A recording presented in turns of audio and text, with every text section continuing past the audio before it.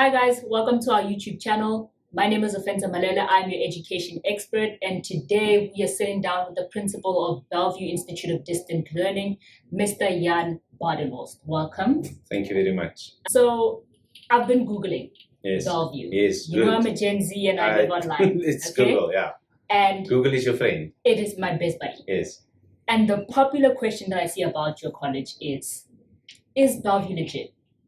So give it to us straight. Yeah. Is Bellevue a legit place, or are we working for the cabal here? What's going on? Is it legit? That's the question. And it's a question about accreditation. And I definitely think in South Africa, if you look at studies, if you wanna study post-school, accreditation matters. You don't want to discover halfway through your studies that there's some issue with accreditation of the college or what you study. Absolutely. In South Africa, we've seen universities lose their accreditation for programs.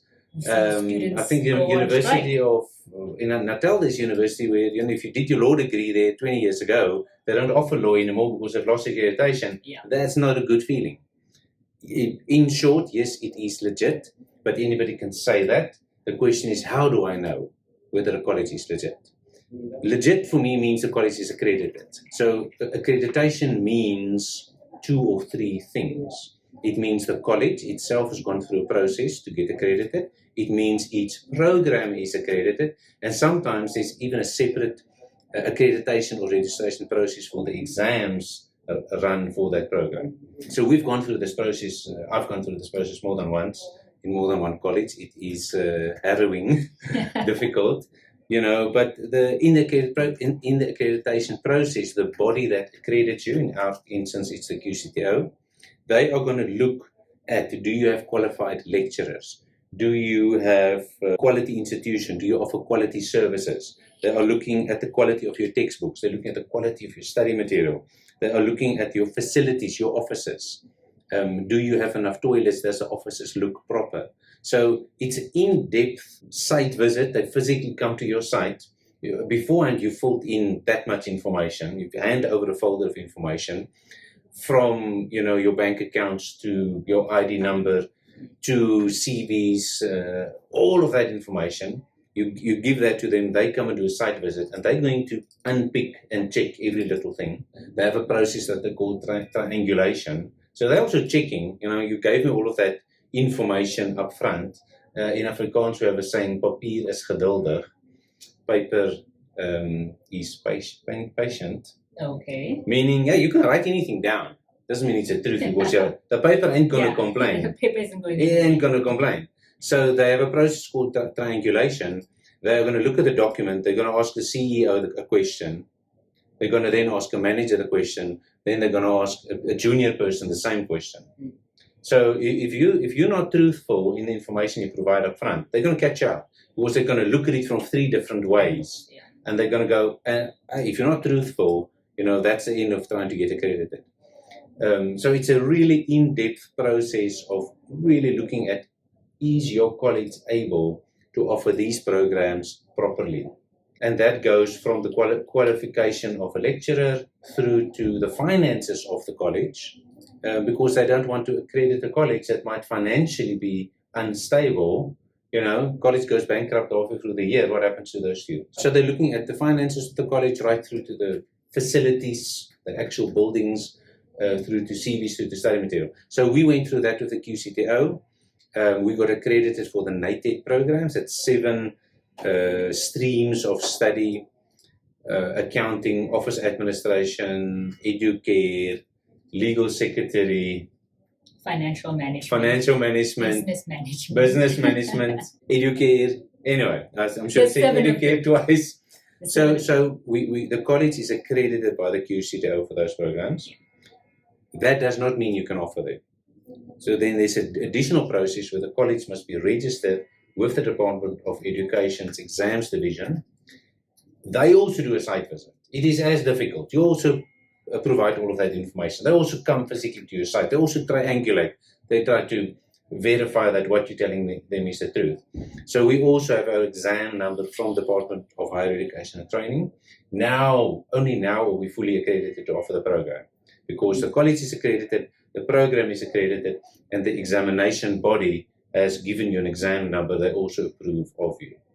So that is accreditation at Bellview for the NATED programs, the 7 streams I mentioned.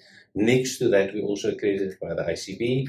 They've got a similar accreditation process. The ICB is authorized by the QCTO to do this. In their case, the accreditation and exam thing is all done by the ICB, so it's a singular accreditation. And we also have the ICB accreditation. The reason we do both NATED and ICB is to study a NATED program, you need to have matric. But some of the ICB programs you can enter into the program with your school grade 10 or your school grade 11 qualification. And there are a lot of people who unfortunately don't complete school. So one needs to have education and training options, paths, more and more for people who do school up to grade 9 or up to grade 10 or up to grade 11 and then want to go and study career specific rather than to go towards matric. The way I think about these things also, a last point is, okay, cool, that's all interesting, but it's also about evidence. You go to like you say, Google is your friend, you're going to Google it, you're going to Google accreditation, you'll find the college accreditation page, you should be able to click on a picture and see, oh, there is a letter from the Department of Education, there is an accreditation certificate from QCTO. One needs to look for those formal documents. That is the evidence that a college has the accreditation it says it has. And that's the long version of, yes, we are legit. Thank you. Okay, so the last question that I just want to ask you is that Bellview is a distance learning college. That trips up a lot of people. So what does distance learning college really mean, especially in the terms of when you're considering the accreditation of law? Most people realize that they need to study once they're in the world of work. Up until that point, studying is theoretical. You're studying because your mother is telling you that you must get a degree. Yes. My father told me I must get a degree, but I think in your case, your mother told you must get a degree. Absolutely. My father wanted me to be a lawyer. I failed law. But I got a different degree anyway. But I think when you're a child, when you're at school, it's a bit, you don't really get to why should you study. So it ends up being that it's quite a privilege, and to some extent you're lucky if you end up being able to finish school and go to university or college and do all of that and not have to worry about funding and work and that stuff. For most people, they're in the world of work, they're 30 years old, they're stuck in a job where they can't get promoted because the criteria for promotion is you must have a qualification. Or they want to look around for a better job, and all those jobs they're seeing advertised, they require at least matric, they don't have it, it requires a national diploma, they don't have that. For me, that's where distance learning comes in. The working person cannot take 2-3 years off, stay at home, not earn money. Being a full-time student. We're talking about people who are adults, they've got children, they've got lives, they've got work. It all costs money. They can't just stop the income. So for me, that's where distance learning fits in. It's a good answer for the person who cannot just stop their life. They want to keep on working, but they must fit in with studying. Distance learning allows you to study a little bit slower. It's often broken up into bite-sized bits because the college knows that the person doing the studying is under time pressure. Somebody who's gone to work, fetched the kids from school, made dinner, and 9 o'clock this evening, that person is trying to find an hour to study. So I think if you offer good distance learning, you take that into account. You think, how do I help that person with that life? Things are in bite-sized pieces. Study material must be easily accessible, easy to understand. It mustn't be a huge amount. It must be enough study material to learn what you need to learn to pass the course. But you don't have the luxury that you might have at university to go, oh, look at all this additional interesting reading. It's a working person. They haven't got time for that. They want to get the qualification and move on with their lives. They're not studying because they love studying. They love studying because it must give them a thing. And so for me, that's where distance learning fits in. And I do think we do good distance learning. I think distance learning sometimes can be a little bit nicer than our experience of classroom, just because you are never going to engage with a lecturer or somebody helping you with your studies in this group of 50 or in this group of 100 people. From the start, you know, I can email my lecturer, I can email my tutor, I can pick up the phone the tutor is at work at the college. He's speaking to me about my learning problem. He's not discussing, it's not a class discussion.